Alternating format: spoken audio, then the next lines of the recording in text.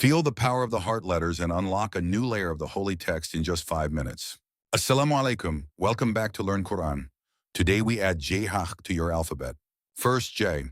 It looks like a simple shape with one dot below. Say it 3 times. Jim, Jim, Jim. Now A. No dot. It is a deep, throaty H.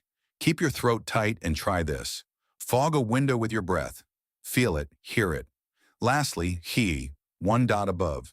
It sounds like the Spanish J in jar. Repeat, ka, ka, ka.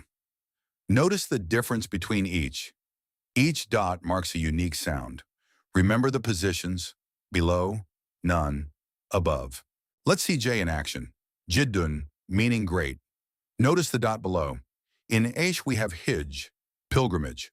No dot, but a strong throat sound. And KH in Khubz, bread. 1 dot above. Listen carefully to each letter's role in the word. I say J. You say J. I say hi. You say hi. I say hi.